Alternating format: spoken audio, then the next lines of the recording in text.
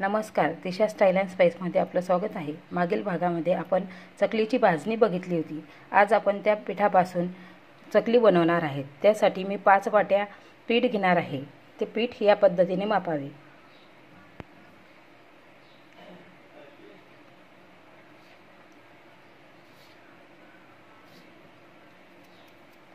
असं 5 वाट्या पीठ मी यामध्ये घेतलेलं आहे। लोणी 5 चमचे मी घेणार आहे। मी लोण्याचं मोहन टाकते, तुम्ही तेलाचं सुद्धा टाकू शकता। ते पण याच पद्धतीने 5 चमचे घ्यावं लागेल।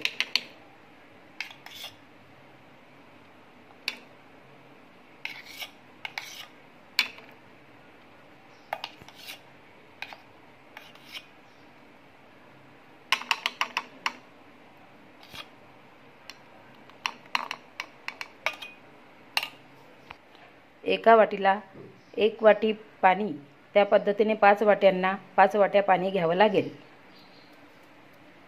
आता हळद, लाल मिरची पावडर, लोणी, ओवा, मीठ आणि तीळ, तिखट आणि हळद आणि मीठ हे तुमच्या अंदाजानुसार तुम्ही घेऊ शकता। आता हे 5 वाटी पाणी मी याच्यामध्ये ओतून घेतलेलं आहे। त्याला आता उकळी येऊ द्यायची आहे आणि या खोरण्याने आपण आटून घेणार आहे, खिशी घेणार आहे या पिठाची। बघा, पाण्याला उकळी आलेली आहे। आपण आता त्यामध्ये ओवा, लोणी,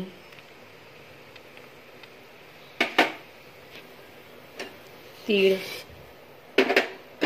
मीठ, लाल मिरची पावडर, हळद हे साहित्य घालून घेणार आहोत आणि उलटण्याच्या टोकाने हे हलवून घेणार आहोत।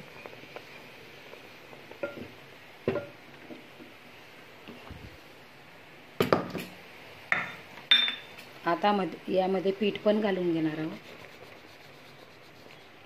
5 वाट्या पीठ मी मापून घेतलेलं होतं। या पद्धतीने ते आटून घ्यायचं। हे बघा, या पद्धतीने हे पीठ तयार झालेलं आहे।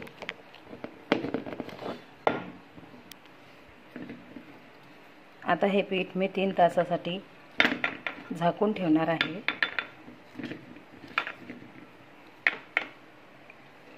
तुम्हाला जर गरज वाटली तर त्याच्यात गरम पाणी सोडावे, थंड पाणी सोडू नये चकली करायच्या वेळेस। या चकलीच्या मध्ये जर आपण लोण्याचे मोहन टाकले तर ते खुसखुशीत चकली होते, म्हणून लोण्याचा वापर करावा। तुम्ही बघू शकता 3 तासानंतर हे असं मोकळं पीठ झालेलं आहे। मला याला आणखी पाणी लागणार आहे। मी पाणी लावून हा गोळा मळून घेते। हे बघा, मी 1 वाटी गरम पाणी करून घेतलेलं आहे। आता मी यामध्ये टाकणार आहे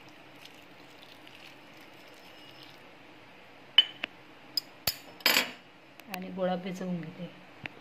हे बघा, असा गोळा माझा तयार झालेला आहे। आता आपण याची चकली पाडून घेऊया।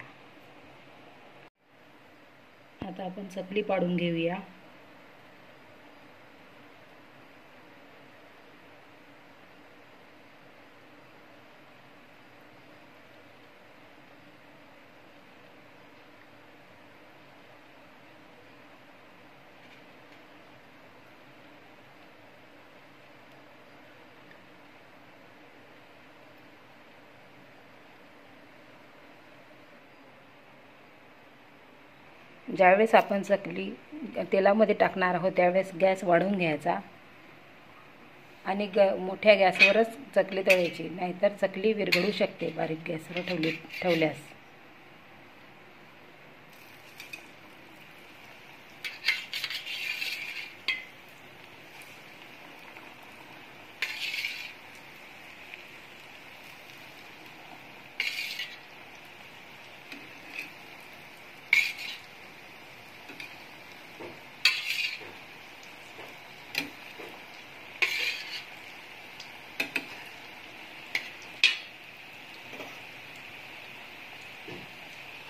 ज्यावेळेस चकली होत येते त्यावेळेस तेल शांत होते आणि हे असे बुडबुडे बंद होतात, त्यावेळेस चकली झाली असे समजून जायचे.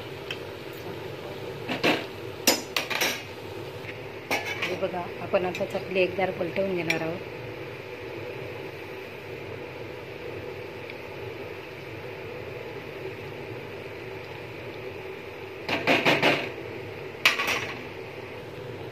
हे बघा, आपली चकली झालेली आहे.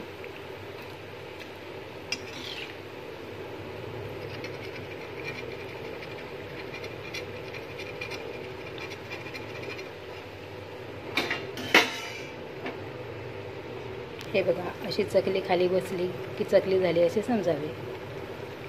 हे बघा, अशी ही चकली झालेली आहे. अशी ही बारीक बारीक त्याला हे पडते, जाळी पडते चकली झालेली असली की. बघा,